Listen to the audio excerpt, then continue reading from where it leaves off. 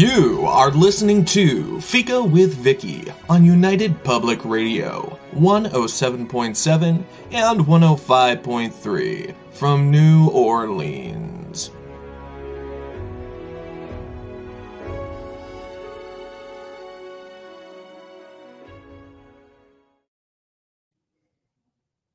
Hello, everyone, and welcome to Fika. Our guest today is Wayne Mallows, who is not only the author of the Vampyre Tales, but also a heritage home restorer and a very good friend of mine. Wayne was my first Fika guest ever, and though we had socialized often in the same circle, I never really got to know him until I read Dark Origins. And knowing him and reading his books has been a pleasure. As he's been taking a break from writing to restore his own haunted Gothic revival manor house. That's a mouthful, Wayne. That's a mouthful of description there. And that, fingers crossed, will soon be done. I wanted to catch him for a conversation before he returned back to his world of vampires to pen another book. So I asked him to Fika, and he said yes again. Welcome to Fika, Wayne. Thanks, Vicky. Nice to be here again. So, how are you? Truth or lies? I'm really worn out. I'm tired, but I'm okay. I'm good. It'll be happiness when all is done, and a lot to be proud of, I'm sure.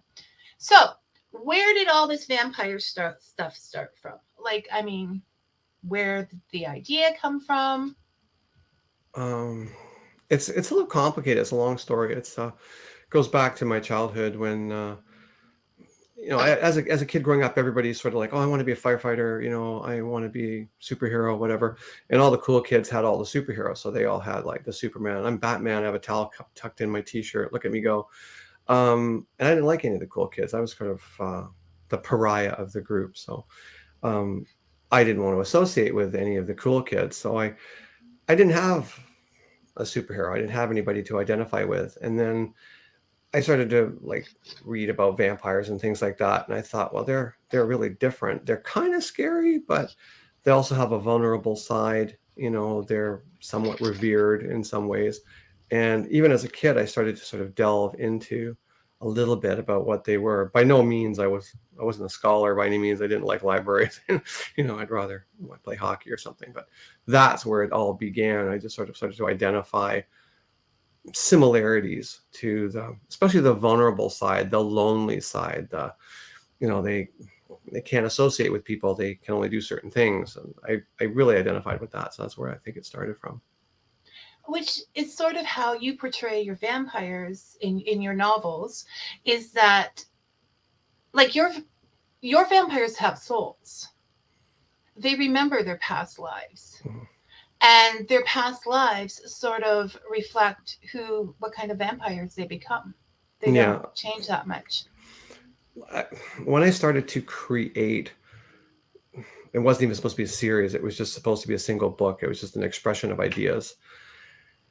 And I wanted to sort of veer away from the sort of stereotypical vampire everything, so I started to really research into it, and I wanted to break away from the little pretty, excuse me, the little pretty holes in the neck, and the lots of money and the castles and all the stuff that kind of the lore that goes with it. And I tried to make it more realistic, try to pull from history. Where did it come from?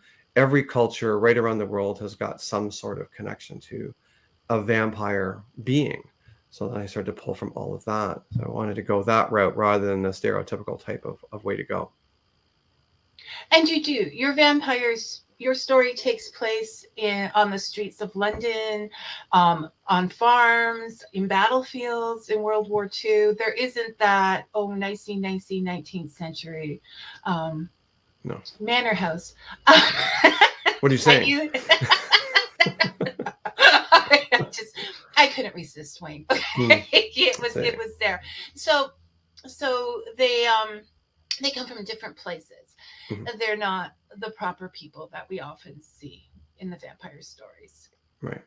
I think for me, a part of the challenge for me was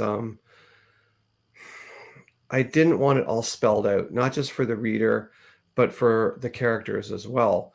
You've read them, so you know a lot of times they get the immortal question, what are we, what are you, sort of thing, and they don't know. And that was key for me, because you wake up one day and you're this thing, right? And you don't know where it came from, you don't know what it is, you don't know how to cope with it. And that's how I wanted to start the book, this complete way of, I don't know what I am, I don't know what's happened to me, nobody knows what's wrong with me, my family doesn't know, the doctors don't know, the shrinks of the time don't know. So it's just this complete lack of knowledge, this complete feeling of being lost in an abyss and not knowing what's happening. So that's where I wanted to sort of start it from. In the first book, I use the word vampire one time, and it's sort of loosely used by a priest who basically says what you're loosely describing as a vampire, but it doesn't exist. Mm-hmm, mm-hmm. And the vampire himself could have argued that. Yes, but it's very difficult unless you want to expose yourself. So yeah, no. Well, I compare, because your original vampire was younger, mm-hmm. and on the brink of starting life. Mm-hmm. I compare it to a coming of age story where you do feel like at certain ages, or all of them, depending on who you are, but you do feel lost and confused. And who is this person I am becoming? Like, who is this monster I am becoming? So I think, well, like I said, they're vampire books, but they don't have to be. The story would still be there without the vampire. Like, they are basically, to me, historical novels, because you do a lot of research. Oh yeah. And character driven, because the little voices in your head tells you what they want you to do with them, right?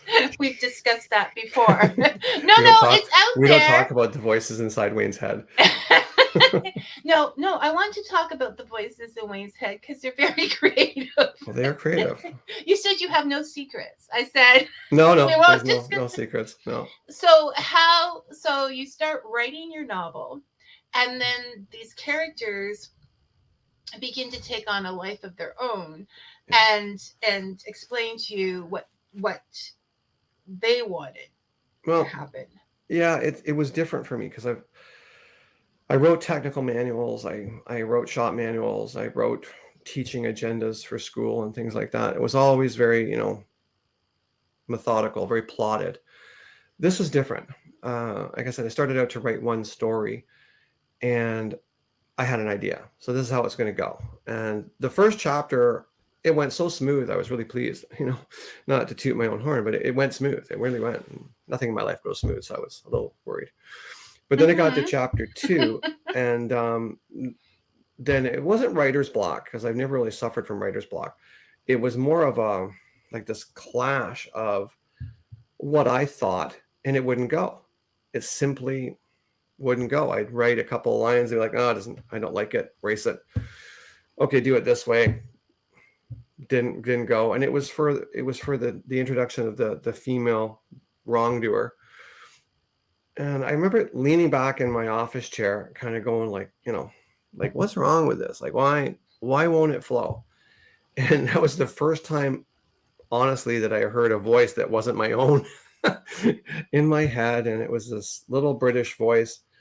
And she said, because I'm not like that. Stop making me so simple. And I was like, okay, erased everything, ripped up my notes that were at the side of the computer, and because I used to do everything longhand. And so I thought, okay, I'll change everything about you. So I changed her hair color, her eye color, her height, her stature, her mental stability, everything about her I changed. And bam, there she was. And she was perfect, like just perfect. She almost took over the book because she was too perfect. She was the book to me. I liked her. So did Michelle. Michelle liked her a lot. And what does that say about us? But I'm going to defend her now, because you called her a wrongdoer. Mm-hmm. And once again, as I said, these vampires don't forget their former life. And she had known a lot of trauma in her life before this. She had known everything. So she carried that hurt with her into your head. Hmm. Absolutely. in the book. Yeah, there's a lot of that in her life, and like you say, there's a lot of trauma in her life that created who she is. And when my main character says to her, like, what are we and what are you, and she goes, well, don't be silly, I'm a woman. Like, just like you're a man, like why do you ask such stupid questions? I thought you were brighter than that.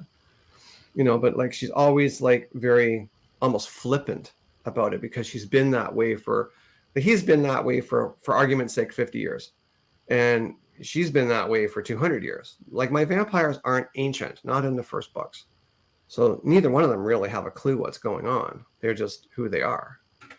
No, no, and because they didn't have anybody really to foster them, to No, parent them, to tell them who they were. They no, just woke up and had this ferocious hunger. that's right. And that's the way it goes along, right? So she's just trying to, she doesn't even really take the time to explain it to him, because she doesn't really know either.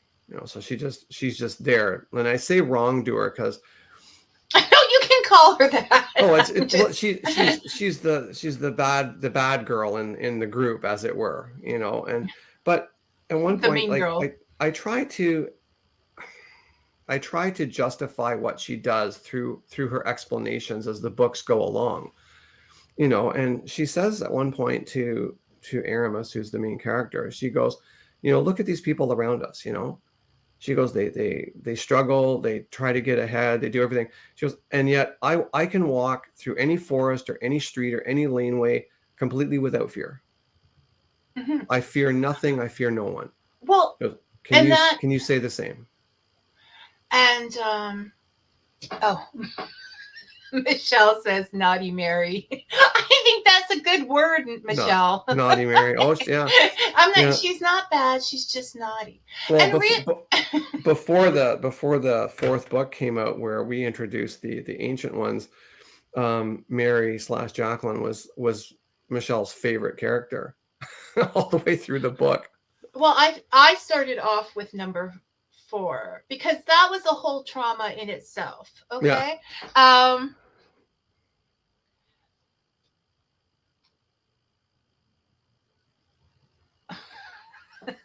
What's the laughs? Michelle is laughing now. We're making her happy. This is good. Happy's good. Continue to make Michelle happy. I had a trauma just reading your series, okay? And you were responsible for that, Wayne. What was the trauma? Okay. So I was invited Wayne to Fika.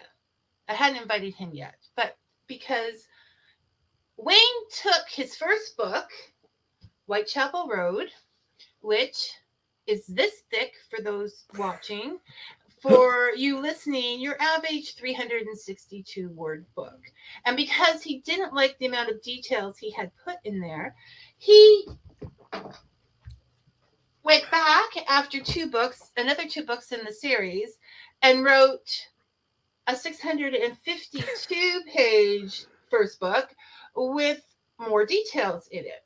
So I got into the Wayne reading at a Comic-Con. So I started with his fourth book, which could be called a prequel.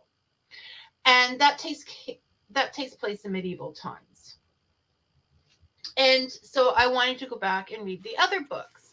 But Wayne said, no, you have to read them in sequence, but I won't give you the first one because I'm rewriting it. And I was like, no. I have to read these books. Like, I have to know how this whole thing, how I have to read more of these books because I was so enamored with Dark Origins, the fourth, the prequel. So one day we were at a mutual social engagement and we had just ordered dinner. And I kept saying, Wayne, I want the book. Wayne, I want the book. Wayne, I want the book. Because when I want a book, I'm Michelle is woohoo, book 4. Yes, we all love book 4. At least the females. Well, the males like it too. I have a lot of male like readers that like it as well. That's right. I'm not. So I kept saying I want this book because I did. And Wayne got up before his dinner even got there and went home and brought me the books, which made me feel very bad, but I still accepted the books anyways because You that's should the feel kind special, of guy. not bad. Well, I was feeling special until I realized none of, as I'm still complaining, none of those books are autographed. What? Really? Yeah, those 3 books aren't autographed. So, my Dark Origins, Oh, I'm surprised. my Dark Origins is autographed, but Mary Quite Contrary and the original Whitechapel Road, and I'll have to swing by with my pen. so yes, I was going to say we'll go out to dinner again, and you can order your food and then Run home and get a pen. run home and get a pen. It's a little bit further now. So that was my trauma in reading. What, that they weren't getting signed? to read your series? No, the having to wait until you. I mean, if I had waited until you had finished your second writing of Whitechapel Road, I would have been forever to read them. Oh. So that was my original trauma. Now my trauma is that they're not autographed, but we'll rectify. The second trauma we can fix. We'll rectify that. So, were you happy with the second Whitechapel Road once you finished it? Did that make absolutely. you happy? You have to remember that Whitechapel Road started off as a single story, a single book. That was it. But by the time I was 2/3 of the way through it, I'd already written the ending for book 2.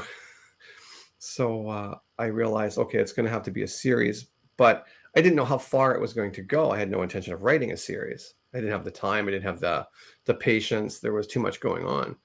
But the characters kept, like poke, poke, poke, poke, poke, poke, poke. And so I would write notes down, and I would hear dialogue in the car when I'm driving, and I'd make notes after note after note after note. It was just bizarre. So it started to create itself.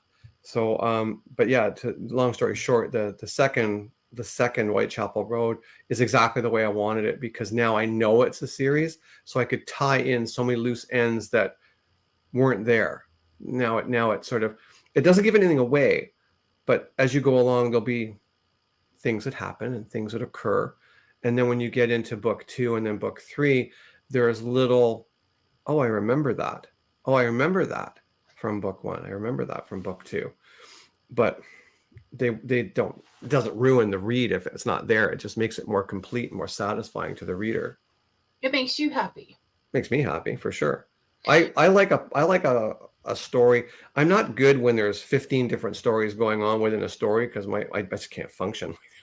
I'm very I got to do one thing, maybe 2 at a time. But I like when, there's a series of events that occur and they're significant enough for you to remember them. And then 100 years down the road, when you're reading about something else comes up and you go, oh my God, that's what that was. I get it now. It didn't make sense at the time. And now I understand why he or she said that or did this. So you're a thorough writer. I'd like to think so. You want to? Okay, I'm going to say you are a thorough writer. And I'd say I'd like to think so.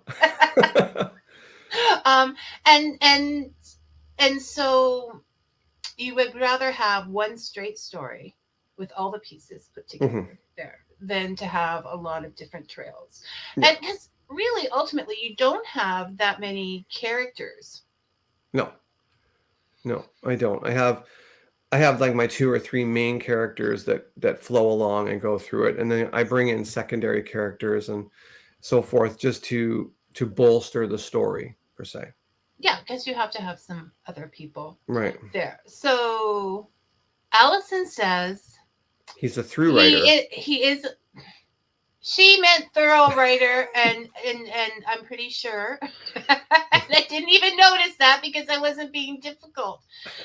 Allison, he's being difficult. Okay. Thank you, Allison. There's nothing we can do about that. And hi, and thanks for joining.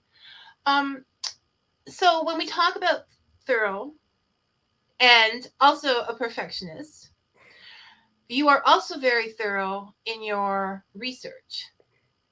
Yeah, that can be undermine me sometimes. It can be a bit tricky. I think for me, writing the books, again, I go back to, for argument's sake, you're dealing with a fictional character, and I'm not going to get into it because I believe they exist, and that's a whole nother story. But when you have a fictional character, the danger in writing a fictional story about a fictional character, you can have to do anything at all. And then what happens is it becomes unbelievable after a while. So I needed to hold true to the line that I want them believable. This man or woman could be your next door neighbor. They come over, they shovel your snow. What a great guy. Meanwhile, they go out at night and kill people. So I wanted it to be very realistic that way. So the research had to be bang on.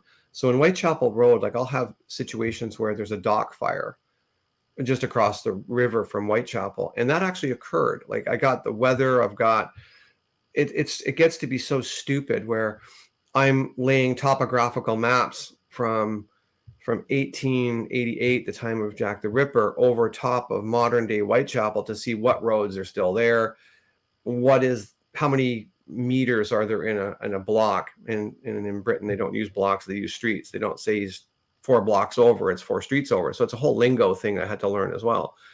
But then I would go and say, okay, my guy is approximately my height, and he is 4 streets over from where this murder occurs. If he's running, how long realistically would it take him to get to that spot? I mean, that's ridiculous. But I mean, when I say it only takes 3 minutes to get there, I don't want someone going, well, it would take like much longer. No, I actually ran it, so I know. So it's how long it takes to do it. And then I would compare that to the constable who would walk a beat. And I'd have all the beats written down. So I would know, PC 1, 2, 3, he does a figure 8 between Mitre Square and, the other roads, right? So I knew it took him, let's say, 15 minutes to do the beat walk. And that's documented, so we know. So I know that my killer only has, at best, 14 minutes to pull off this crime because it's documented. And that's how it became so specific for me to do what I was doing. And that's the research I put in.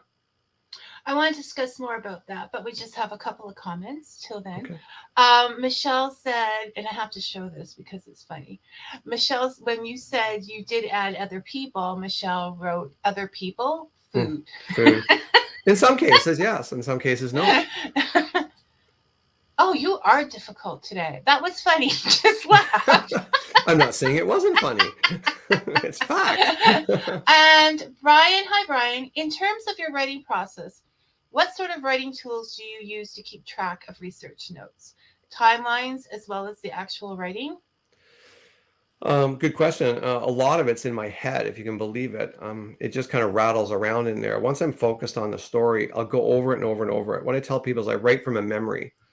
What I mean by that is I'll start working on a specific part of the story. Let's say the chance meeting in a laneway of Mary and Aramis.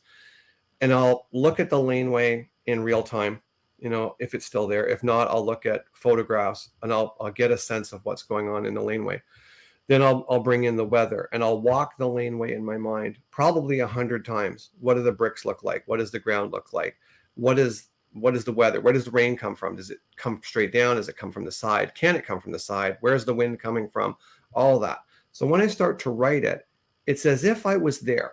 Like I'd walked that laneway 100 times. I know what it feels like, and I can write it from a memory.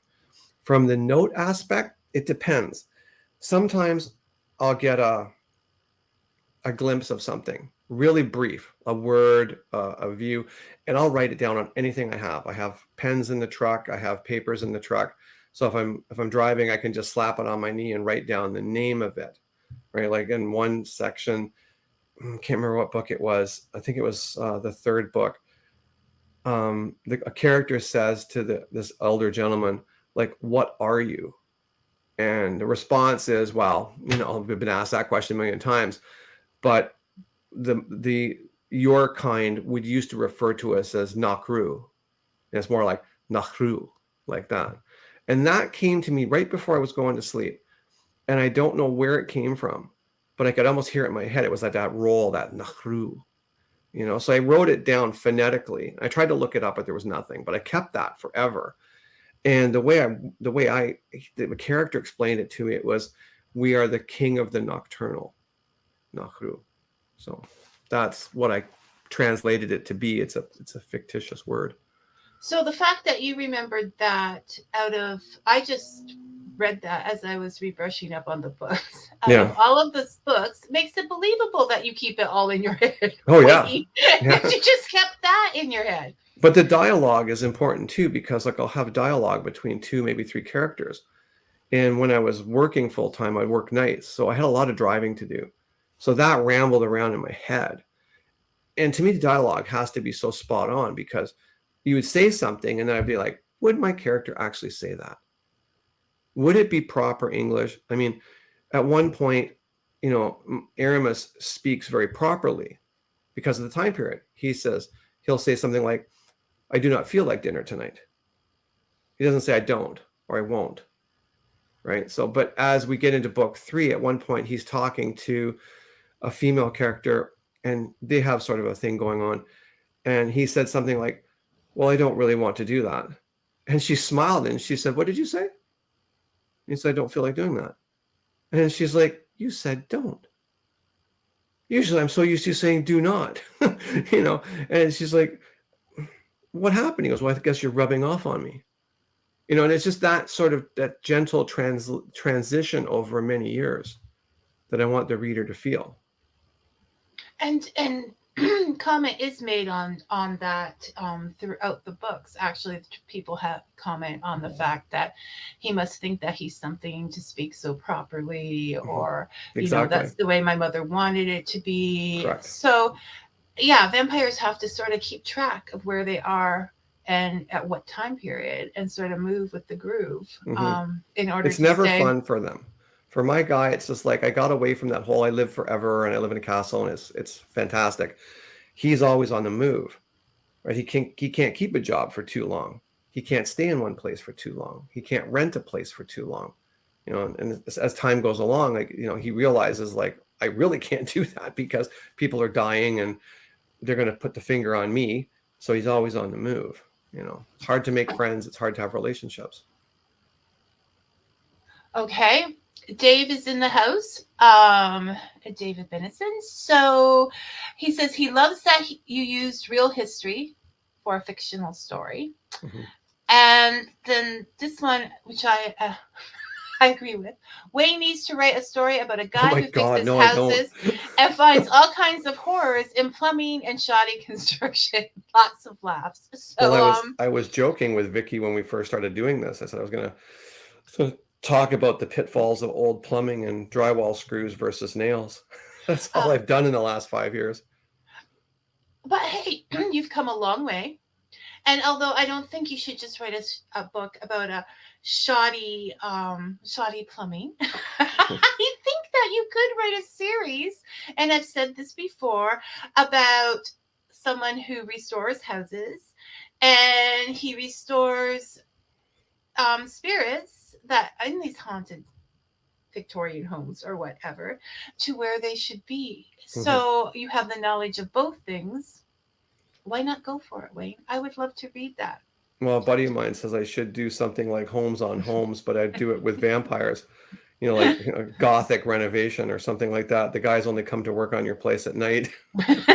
Yes, Allison says that if you started writing about that in reference to the shoddy plumbing, I'm sure you'd never finish. No. It's horrible. It's horrifying, the stuff you find in the walls.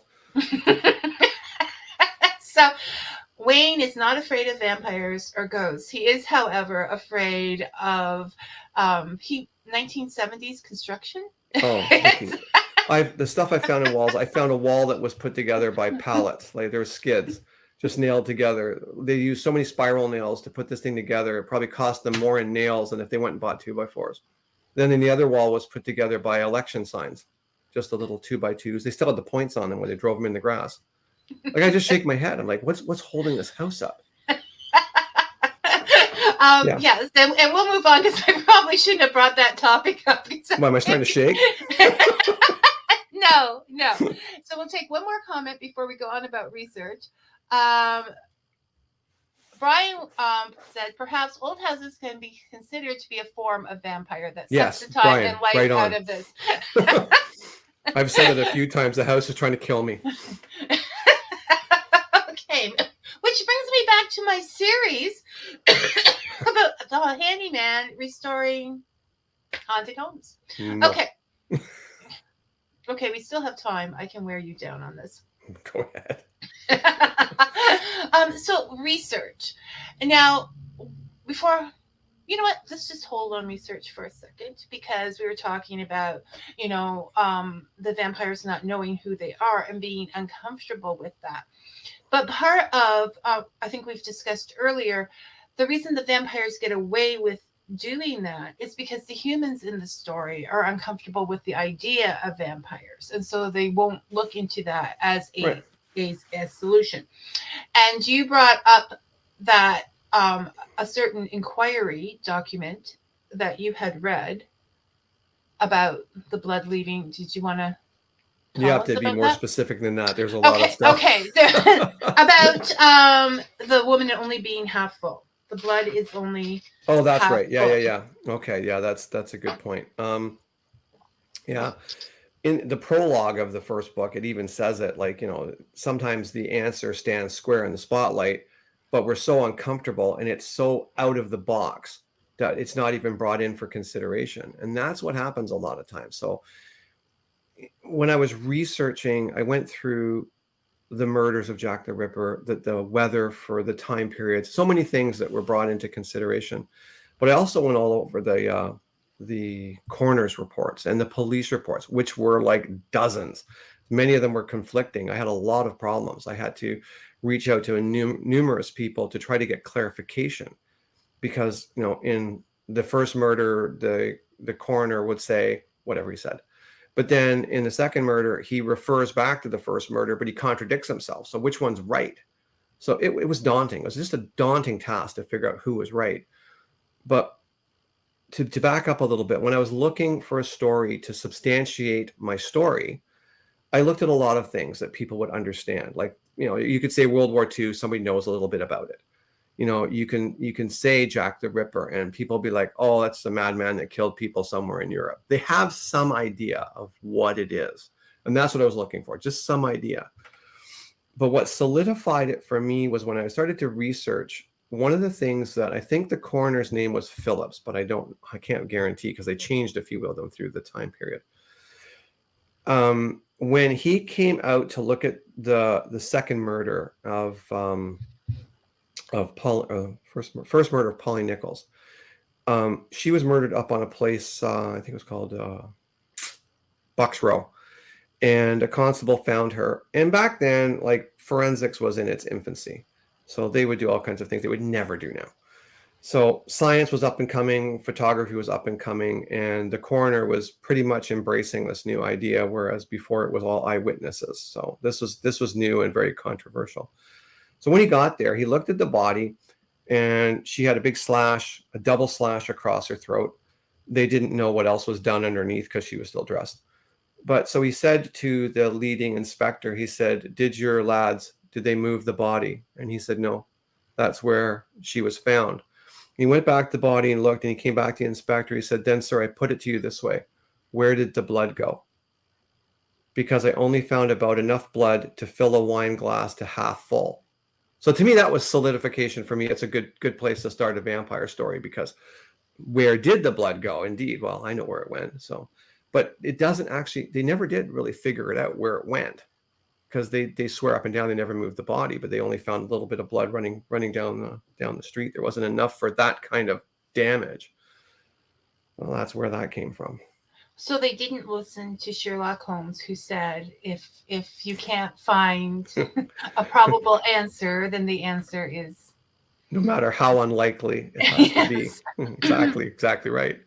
They didn't go for the vampires. And that is that is what a writer does. Mm-hmm. I mean, you take that and say, but what if?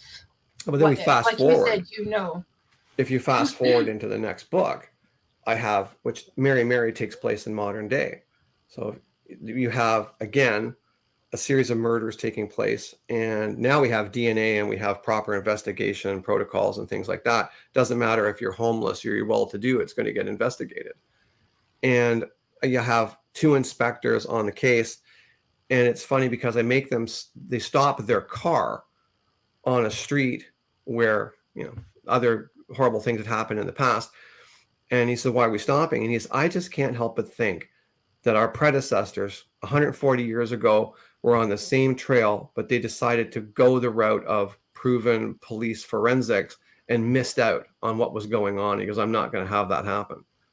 He goes, what are you suggesting? He says, I'm suggesting you might want to get out of the car because I'm going the route of non-police protocol and it might cost me my job. So, and the guy's like, well, I'm in, so let's do it. And then they veer away from normal protocols and start going down the rabbit hole of what if.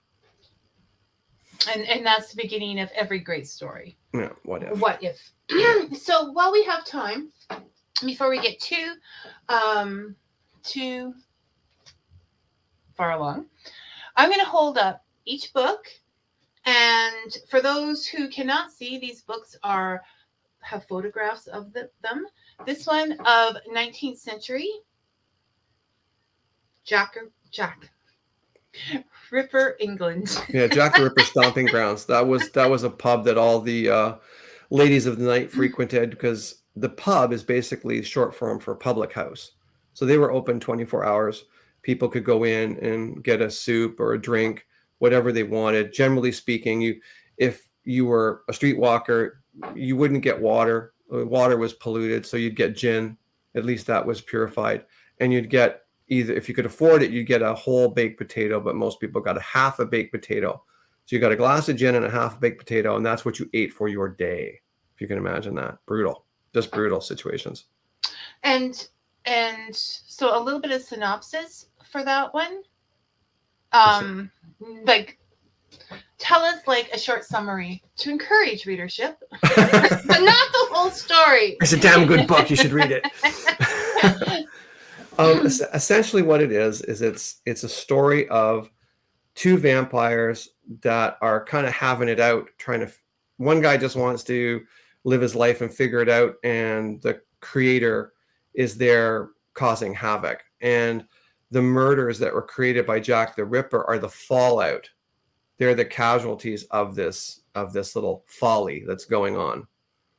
That's what it is. Yeah. So I give you an alternate reason as to why the murders happened and why they were never discovered, or the perpetrator was never discovered. How about that? Okay. Then we go on to Mary, Mary, Quite Contrary, which has a photograph of a half glass of a wine glass with blood, half full of blood, which is part of the Wayne, do you see your wine glass half full of blood, or it has half empty, or half full? There's no wine glass. In my world, there's no wine glass. It doesn't exist. So in that one, again, we just touched on that briefly, but it unfolds in Whitechapel, but it's modern day. Evidence comes to light when we don't really know what it is. A young kid finds stuff that is connected or allegedly connected to Jack the Ripper that's never been seen before, and he starts a rudimentary investigation to try to figure out what it is, and attracts all kinds of bad attention from the press, from his friends, colleagues, schoolmates, people that do this sort of thing for a living, but also gets the notoriety of someone who really doesn't want this coming to light. So the murders start all over again, but this time they're just random. They're so random. There doesn't seem to be any pattern to them whatsoever. And then the police are, of course, brought in, and the cat and mouse game is afoot. Before we go on to the third book, Tamara says hello, Victoria and Wayne. And hi, Tamara. Hi, Tamara. Thanks for watching. I see you comment on all of Michelle's shows. It seems really weird sitting in the master's chair here. I thought that room looked hauntingly familiar. Oh, it's hauntingly familiar. I'm not even allowed in here. Don't kid yourself. Poor Wayne. I will say that once this show. Poor Wayne. Poor Wayne. A natural selection, for those who cannot see, has a photograph of a bloody hand reaching up and grabbing another hand, which is has a nurse's uniform sleeve on it. Yeah. That basically what that is it's Unnatural selection is exactly what it is. It voids natural selection. It goes against the norms of nature. And the book cover is just showing that, the dark hand reaching up. It's very profound. It's like the light reaching down to the darkness reaching up to the light, and the two holding on to each other. Like it's sort of a yin and yang kind of thing. But it's my romance novel, but it's not like, oh my God, you're a vampire. Wow. It's not like that. Again, it's very realistic. It's very tumultuous. It's very unsettling for both parties that are involved in this thing. And it does take you down a really horribly dark rabbit hole of human evolution, I guess it were, the human psyche. Okay, Michelle, I only said poor Wayne, if that's what you're asking about. What? To humor him, not because I think he has it so bad. Okay. Oh, I don't have it bad at all. I know I don't come in this room. I'm scared of this room. I don't even like walking past the door, because if something goes wrong, it's on me. Yes, I find in any conversation that it's best just to say poor Wayne and have it done. Okay, and Tamara said yes, she does comment a lot on Michelle's show. Lots of laughs, and we'll bring this one up because it's longer. Dave would love to hear Wayne's thoughts on the real Jack the Ripper. Do you think he was ever close to being identified, or had he been truly identified? Well, Wayne, you think he's a vampire, right? Well, I can't even say that because it'll give it all away. But, but to Dave's question, I'll tell you exactly what I dug up in research, and then you can draw your own conclusions on that. First of all, being from English descent, boy, we're a staunch bunch. It's just like the pride runs deep.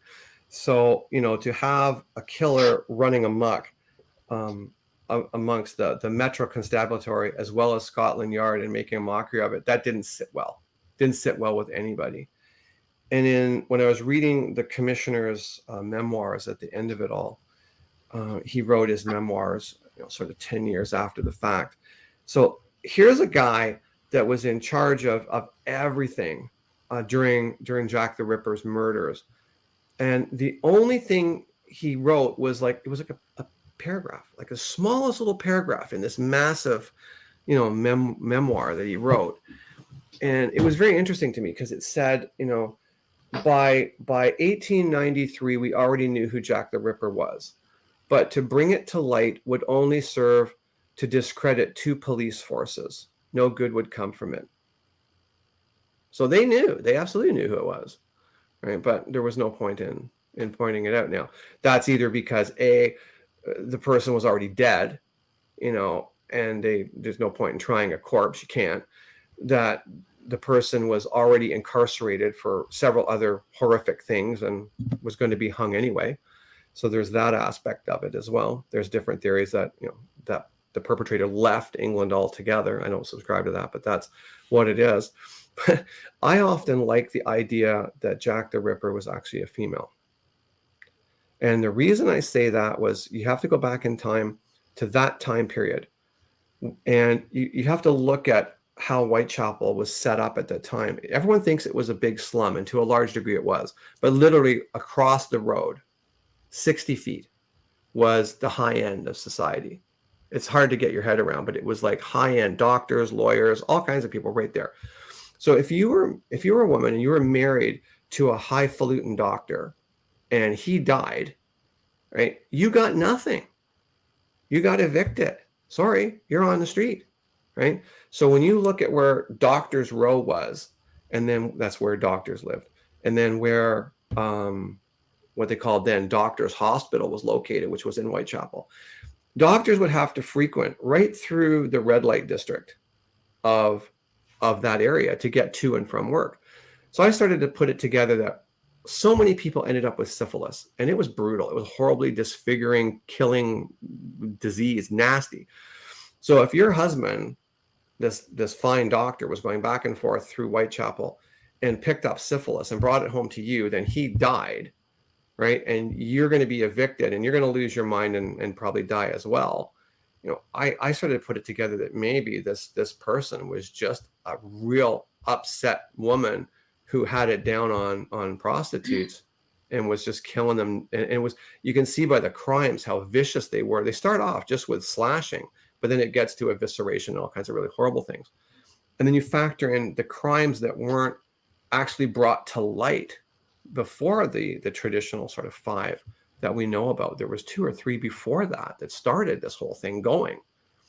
So it really made me wonder if it could be a woman. Actually, that's a really good theory. Well, when you think about it, when I was reading about it, the women that were working the trade back then, when this all started, they would not even go out on the street without a partner, sometimes 2. And there was no, you didn't take your guy to a hotel. You just went behind a fence or a garbage bin. That's where you did the deed, right? So what would happen was, like she would go behind the fence with her guy and the other woman would stand lookout. And if something started to go wrong, start screaming, and that would be it. Who better to get close? A woman would not be afraid of another woman coming up to her saying, hey, can we work tonight? Or do you need a spotter tonight? Whereas if a guy came up to her, they'd be like, "Oh, here comes a guy with a hat. We gotta watch this guy." So it started to lay the footprints that in real time, could it have been a woman? Yeah, I think it could have been a woman. And that nothing would slap the Brits in the face like a woman holding 2 police forces at bay for all the months that it went on. That would discredit a police force like you have no idea back then. Because as I was going to say earlier, with our not so good Naughty Mary character, as Michelle would put it, the women did not have power at that time. There was really, nothing you could do about that. But she sort of broke that. Well, she even says that in her notes, like when she's talking, when she's doing damage on someone's face, and she says, above all, stop referring to me as a man. Right. Because she has. So Tamara says that would explain the mental degradation of the murder. Right. Because and it would get worse as she began losing her mind. I have no evidence. I have absolutely no evidence to back any of that up. It's literally, as I'm writing and as I'm creating this thing and I'm delving deeper and deeper and deeper into the research, it sort of went like, wait a minute, we're missing a whole other gender here that could be responsible for this murder. Well, this is very interesting. Dave just said, not having read the books, but I'm finding this very humorous, just playing with the names, Jackie the Ripper. Right. And so when we... He hasn't read the books, exactly. Not because they're your books, just because, he has other things going on. So that was really, really close. Well, and in Mary, the book Mary, the lead investigator, the inspector, like he's almost possessed by this. I've got to find out who it is, and I think the person who did it is not normal in the sense that they live longer than a normal human being does. And he starts to put it together, and he makes that exact notation. He goes, wait a second. When I was a kid, there, like his name, what was the name of the inspector? I can't remember his name. Let's say it's John. He says, and when I was in grade 3 class, there was John, me, and this other John. So the teacher used to have us put our last initial. So I was John B and he was John R. And he goes, what if the person who wrote the Jack the Ripper letter actually wrote it? It was supposed to be JAC with a capital K. And they missed it. He goes, then we'd have our killer standing right in front of us right now. That was the aha moment for the inspector. So, so Tamara said lots of laughs, Dave, and I would like to ask Tamara not to encourage Dave. Never encourage Dave. She makes lots of laughs. So, okay. So that is, and I personally love the fact that you even said it in Jack the Ripper London, because that you get a darker, more creepier time. It's pretty ugly. Tamara's too accommodating. Okay, she says. Okay, I'll stop encouraging Dave. we go to book 4, the prequel, Yeah. Dark Origins, which has a Knights Templar on the front cover for those Right. who cannot see. And this is just an amazing book. Not that they're all not amazing, but you can really see the progression. Right. And Dark Origins is, like you said, it's a prequel. It goes back to the Middle Ages. I didn't put a date on it because I wanted to sort of be ambiguous with that, because it kind of spreads around through the Knights Templar era. But that's where I wanted sort of to draw from, where how old these guys are, and bring in sort of where it all starts from. And I use these two guys, these two sort of quote Knight Templar guys, to tell a story. And it would be just like, you and I having a conversation about the politics in Canada right now. And we would just be like, oh my God, did you get a hold of so-and-so? What is he doing? And why is this tax being what it is? This is what these two guys are doing while they're going about their business of mayhem. They're just talking about, like, what is the church doing and why are they doing it? And, they've basically erased history. So that's where I come at it. Like, these guys have been around since time began. They are the living history. So the whole idea of, the witch trials and the church coming in and all that stuff, it wasn't to bring about a religious sort of group. It was to eradicate the living history so they could write their own. So the only people that can stand in the way of that are these small group of elder vampires, and so they don't stand for it. no. So they weren't really creating mayhem. They were, well, maybe to the government, as it were, but to the average person, they were heroes. Well, they ate the average person, so they weren't really heroes. Okay, let's get over. Okay, we've got some time left here, so let's get into this, Wayne. Right. They have no choice but to eat somebody. I mean, that is the way it is for them. Right, but one person does it to survive, and one person thoroughly enjoys it. Well, yeah, but that would be the same with humans, mm-hmm. right? I mean, Correct. You said that their past lives come into the type of vampires they are. So you take the protagonist who uses it to cull society, as you would like a pack of animals or whatever, to get to take away the ones that are suffering, that are sick, or just the ones that nobody likes. And then you have other ones that are finding joy in it. But I don't find that those two characters were finding joy in it, if I remember right. Well, one thoroughly enjoyed it. He's like, I have no love for humanity. But when you see him at the beginning, it's like he's fighting this war. So yeah, but he's fighting this war against because the church's army is out to eradicate him and his brethren. So he's going to take every opportunity to eradicate your entire armed forces if he can get a hold of them. So why should he be miserable about doing that? Oh, he's definitely not miserable. He thoroughly enjoys it. No, but that's what I'm saying. I mean, so many times there's a fight about to ensue, and the one fellow's like, well, maybe we can negotiate our way through this, and there doesn't have to be bloodshed. And the other guy just looks at him. He goes, "You really have lost your mind. You really have. If you think that there's going to be no bloodshed tonight, I don't know who you've become, or who I've been hanging out with." Yeah, exactly. Michelle's saying what again? I think that's what WOT is.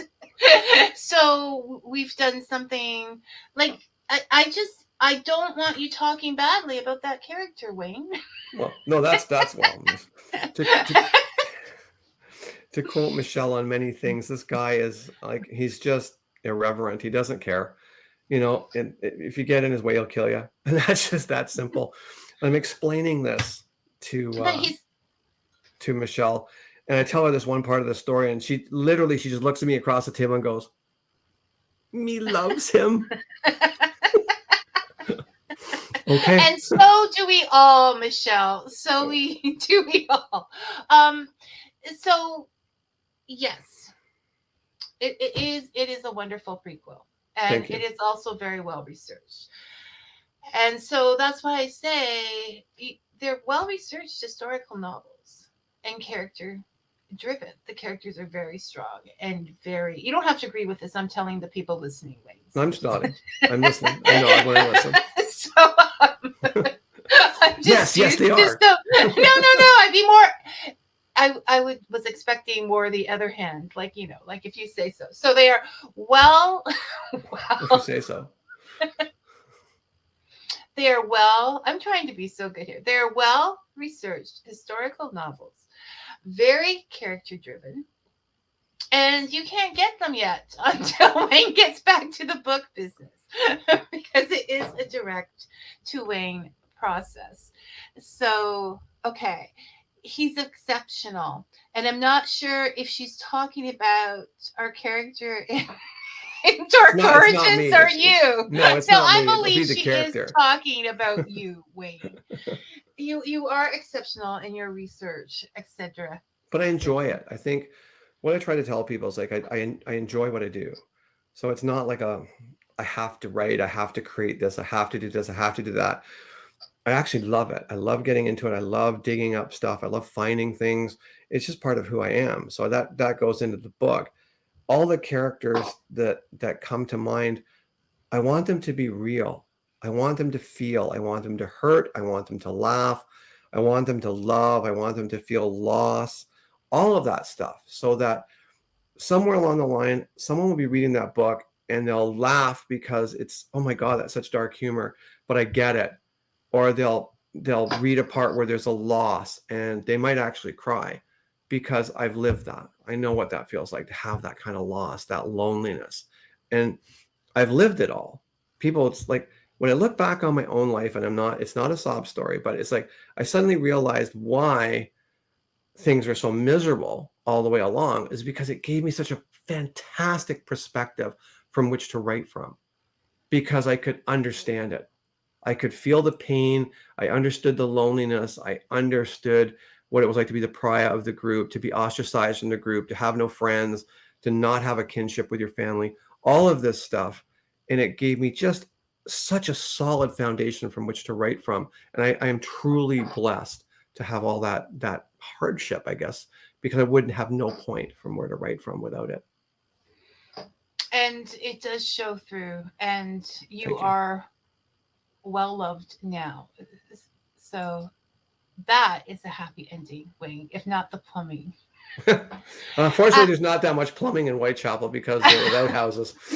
Stop. Okay. To end, Allison said that is what hooked me in Whitechapel Road. I was in tears. And yes, the emotions are very believable and very sensitive. Unfortunately, I'm going to be in tears because for now, we spare the trauma and spoil the writer, Brian says. And it's very true. Those things are important. It is true. Tamara says our experience makes us better. And it always does. And in your case, definitely a better writer. So thank you for sharing those experiences through your been my pleasure. Always fun. Through your work. We are coming to the end. So I will try not to get emotional about that, Wayne. I'll be pounding on your door to sign my books. Don't forget, we've got the companion book coming up too, right? Oh, right. Okay. I'm going to take a few minutes because just quickly because you get to, the boss. Yes. So, I'm sorry, we got carried away. So you do have a plan for what you're going to write next. Yeah, I do actually. It's well in the works right now. I'm just finishing up this ridiculousness in my life. But I started writing a companion book to book 3, Unnatural Selection, because there was some stuff that was unfinished, like I call unfinished business. We know what happens to the main guy, but his partner in crime, we don't really know what happens. She's just sort of got a vendetta, but we don't know. Like, does she go off and fulfill this vendetta? Does she forget about it? What happens? So I thought I'm going to create a companion book just to wrap that up. So I'm about 14,000 words, give or take, into that companion book. And so far, I'm pretty happy with the layout. It's going to unfold on the heels of World War II. Back in London, the war is over and everyone's just trying to clean up the aftermath.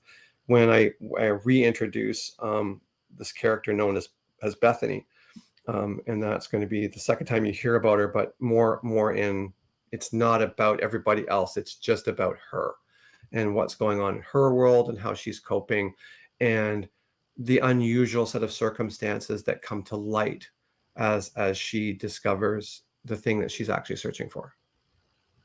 And I, for one, hope she gets that guy. Not in the way you think, but yeah. He was a bad person. He was the most horrible of people. He was. Yeah, and maybe I've been reading too many of your books, or maybe just the characters I like are reflecting you're right on. That guy's low. He's really low. So he comes to a fitting end at the end when she kind of finally encounters him quite by happen chance. And, okay, don't tell us. I need to read this one still. No, okay, I'm not gonna tell anything. Okay. You'll never see, just like everything, you'll never see it coming. But if the book takes too long, I will be pounding on your door saying, Wayne, tell me now. I can't wait. Well, I'm supposed to be done this thing in 2 weeks, and then I need like a month to recuperate and just get sort of settled here. And then I plan on sitting down in the evening to actually do some writing. I'm looking forward to it. Good. And I'm looking forward to getting it done. Yeah. Both things. As am I. Okay. Well, you'll have to come back when that is done. Happily. And we'll talk about it more. I mean, and I'm sorry we got sidetracked on things from that very important question. So That's I will say goodbye for now. See ya. Okay. Have a great day. Thanks again. We'll talk soon. You will. Bye-bye. A great conversation with Wayne. Next week, our guest will be Morgan Daimler. She is an author, witch. Her path inspired by the Irish fairy faith and neo-pagan witchcraft. We'll be discussing her book, 21st Century Fairy, and her soon-to-be independently published fantasy, Into Shadow, which I'm about halfway through and totally impressed with. So I definitely want to discuss that. Thank you, Tamara. And I'll let Wayne know. Until then, may your coffee be hot and your stories sweet. Thanks for listening, everyone.